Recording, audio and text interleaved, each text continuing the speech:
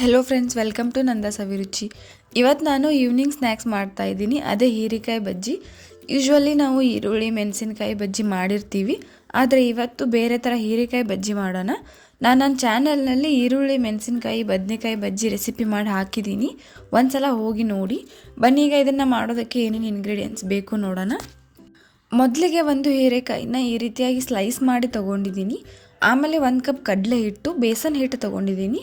ಆಮೇಲೆ ಅರ್ಧ ಕಪ್ ಅಕ್ಕಿ ಹಿಟ್ಟು ತೊಗೊಂಡಿದ್ದೀನಿ. ಆಮೇಲೆ 1 ಟೇಬಲ್ ಸ್ಪೂನ್ ಅಜ್ವಾನ್ ತೊಗೊಂಡಿದ್ದೀನಿ. ಆಮೇಲೆ 2 ಟೇಬಲ್ ಸ್ಪೂನ್ ಕೆಂಪು ಅಚ್ಚ ಖಾರದ ಪುಡಿ ಮತ್ತು ರುಚಿಗೆ ತಕ್ಕಷ್ಟು ಉಪ್ಪು ತೊಗೊಂಡಿದ್ದೀನಿ. ಬನ್ನಿ, ಈಗ ಇದನ್ನು ಹೇಗೆ ಮಾಡೋದು ನೋಡೋಣ. ಮೊದಲಿಗೆ ಒಂದು ಪಾತ್ರೆಯಲ್ಲಿ ಕಡಲೆ ಹಿಟ್ಟು ಹಾಕ್ಕೊಳ್ತಿದ್ದೀನಿ. ಆಮೇಲೆ ಅಕ್ಕಿ ಹಿಟ್ಟು ಹಾಕ್ಕೊಳ್ತಿದ್ದೀನಿ.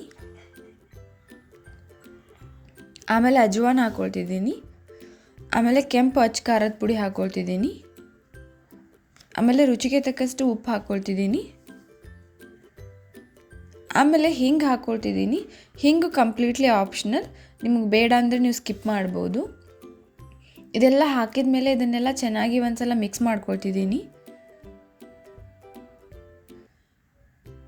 ಆಮೇಲೆ ಇದಕ್ಕೆ ಸ್ವಲ್ಪನೇ ನೀರು ಹಾಕ್ಕೊಂಡು ಬಜ್ಜಿ ಹಿಟ್ಟಿನ ಹದಕ್ಕೆ ಇದನ್ನು ಕಲಿಸ್ಕೊಳ್ತಿದ್ದೀನಿ.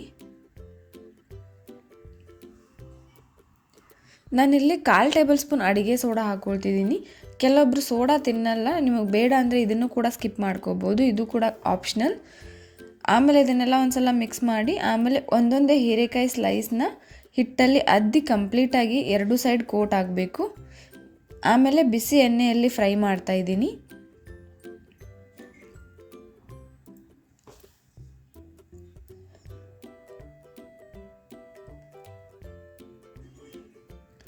ಇದು ಫ್ರೈ ಮಾಡಿದಾಗ ಸ್ವಲ್ಪ ಬ್ರೌನ್ ಕಲರ್ ಬರೋವರೆಗೂ ಫ್ರೈ ಮಾಡ್ತಾ ಇದ್ದೀನಿ.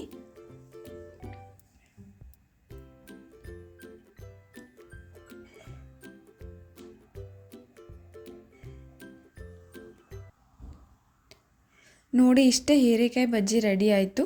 ನೀವು ಒಂದ್ಸಲ ಟ್ರೈ ಮಾಡಿ, ತುಂಬ ಚೆನ್ನಾಗಿರುತ್ತೆ ಮತ್ತು ತುಂಬ ಈಸಿ ಕೂಡ. ನೀವು ಇನ್ನೂ ನಮ್ಮ ಚಾನಲ್ನ ಸಬ್ಸ್ಕ್ರೈಬ್ ಮಾಡಿಲ್ಲ ಅಂತಂದರೆ ಪ್ಲೀಸ್ ಈಗಲೇ ಹೋಗಿ ಸಬ್ಸ್ಕ್ರೈಬ್ ಮಾಡಿ. ಮತ್ತು ಇದೇ ರೀತಿ ನಾನು ಹಾಕೋ ಎಲ್ಲ ವೀಡಿಯೋ ನೋಟಿಫಿಕೇಷನ್ಗೆ ಪಕ್ಕದಲ್ಲಿರೋ ಬೆಲ್ ಐಕಾನ್ನ ಕ್ಲಿಕ್ ಮಾಡಿ. ಮತ್ತು ಈ ವಿಡಿಯೋ ನಿಮಗೆ ಇಷ್ಟ ಆಗಿದರೆ ಪ್ಲೀಸ್ ಲೈಕ್ ಮಾಡಿ, ಶೇರ್ ಮಾಡಿ, ಕಮೆಂಟ್ ಮಾಡಿ. ಮತ್ತು ಇದೇ ರೀತಿ ಟೇಸ್ಟಿ ರೆಸಿಪೀಸ್ಗೆ ನಮ್ಮ ಚಾನಲ್ನ ಸಬ್ಸ್ಕ್ರೈಬ್ ಮಾಡೋದನ್ನು ಮರಿಬೇಡಿ. Thank you.